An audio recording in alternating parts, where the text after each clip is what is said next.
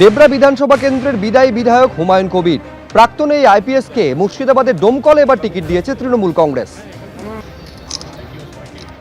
আমি এখানে আমার জয়ের ব্যাপারে আমি 100% নিশ্চিত, এবং আপনারা এটাও জেনে নিন যে চতুর্থবারের জন্য নবান্নতে 4 মের পর মুখ্যমন্ত্রী মমতা বন্দ্যোপাধ্যায় থাকবেন, কোনো চেঞ্জ হবে না। এবং আমার মনে হয় যতদিন উনি বেঁচে থাকবেন, সুস্থ থাকবেন, বেঁচে থাকবেন, ততদিন ওনাকে মুখ্যমন্ত্রীর চেয়ার থেকে সরানো যাবে না। কারণ ওনার যে কর্মপদ্ধতি, ওনার মানুষের প্রতি যে স্নেহ, মমতা, ভালোবাসা, আবেগ, সেগুলো সবসময় কাজ করে আমরা দেখেছি।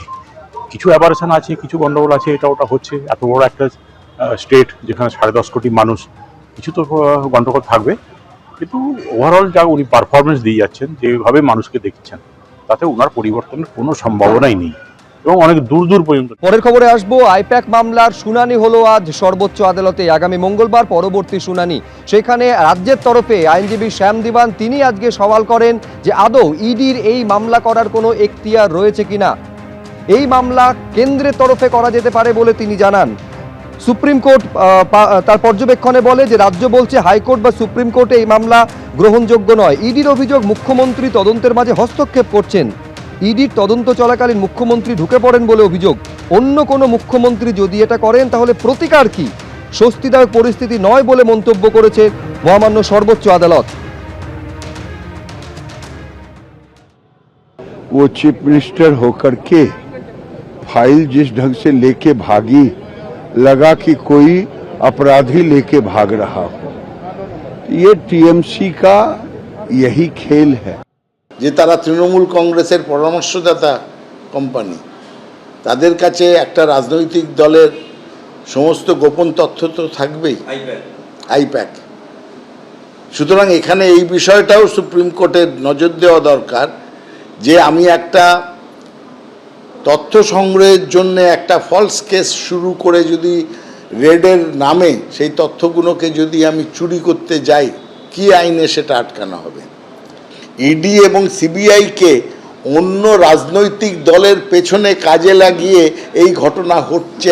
আকছার পেগাসাসের কথা শুনেছি, ইডি সিবিআই তো বারবার ঝাঁপিয়ে পড়ছে অন্য রাজনৈতিক দলের ওপরে। ওয়াটারগেট কেলেঙ্কারিতে ধরা পড়ে গিয়েছিলেন প্রেসিডেন্ট নিক্সন, পদত্যাগ করতে হয়েছিল। অমিত শাহ ভারতবর্ষের নিক্সনের 100 গুণ বেশি অপরাধ করেন, ধরা পড়েন না।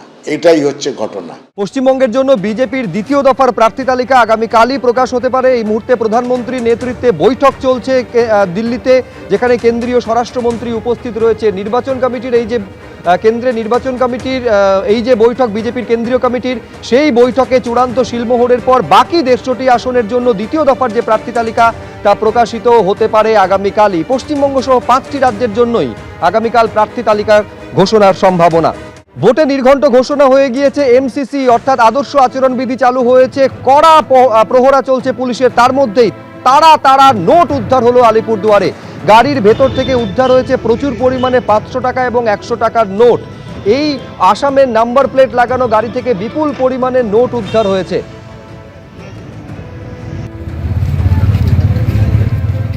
ছবিতে দেখতে পাচ্ছেন আসামের নাম্বার প্লেট লাগানো এই গাড়ি, যে গাড়ি থেকে বিপুল পরিমাণে নোট উদ্ধার হয়েছে।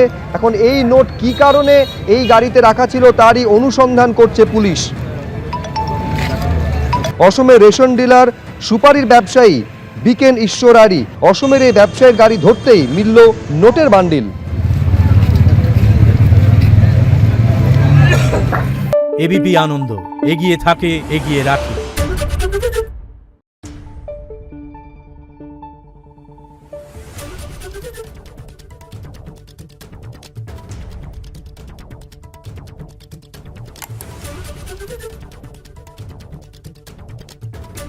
Thank you.